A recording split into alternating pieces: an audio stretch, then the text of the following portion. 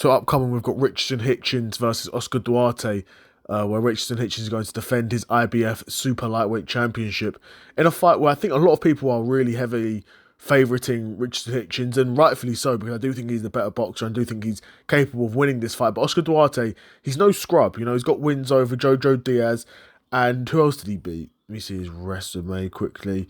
Jojo Diaz and Kenneth Sims Jr. Those are two pretty good wins in my opinion. Of course, he did lose to Ryan Garcia. He got stopped by Ryan Garcia, but Ryan Garcia, we know he is a guy who's at least got some power in that left hook, and we saw in a Devin Haney fight that, you know, if he lands that on you, he can hurt you, right? So he got stopped by Ryan Garcia, and, you know, I do think Ryan Garcia is not that good of a boxer, so there is some shame in losing to him.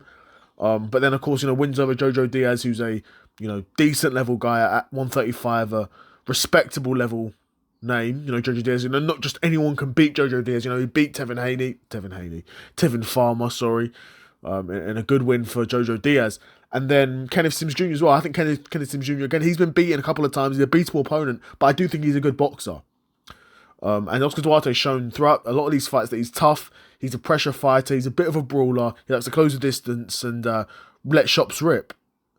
And he's shown throughout his fights that he can do that successfully. You know, he can land big shots. He's clearly a guy who's got some power in his hands. Guys aren't just walking through his shots. He's got a couple of stoppages there. Of course, he did stop Jojo Diaz. That's probably the best win of his career if we're looking at, you know, guys' resumes, because before he fought Ryan Garcia, really hasn't fought anyone that good, and then he loses to Ryan Garcia, and then beats Jojo Diaz in the next fight after that, and then wins the majority decision against Kenneth Sims Jr.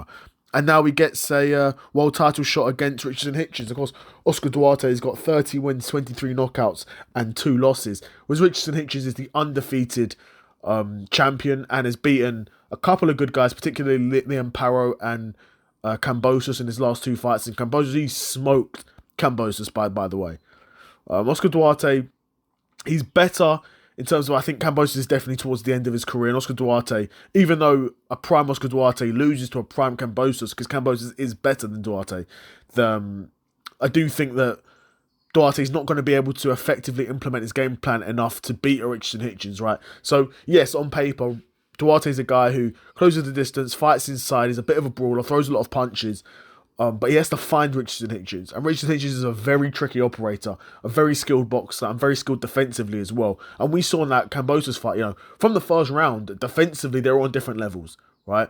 Whereas Kambosos was really struggling to land anything on Hitchins. And Hitchins, after the third round, it was like, okay, this guy can't hit me. Even when he's trying, this guy can't really hit me or hurt me. Then he started putting his hands up, closing the distance, walking him down, putting his punches together. And by the 8th round, it was curtains for Kambosos.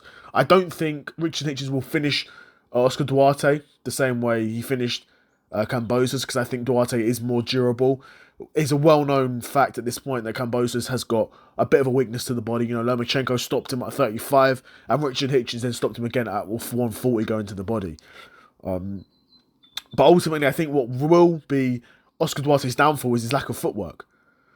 He's good at applying pressure, but you can't just apply pressure against a guy like Richardson Hitchins, because you have to be good enough to cut off the ring as well. And he's not really good enough to do that. He's not really done that in his previous fights. Granted, he's never had to fight anyone defensively on the level of Richardson Hitchins, and that's why we've never seen that from him. But I don't think he's capable of it either, if that makes sense.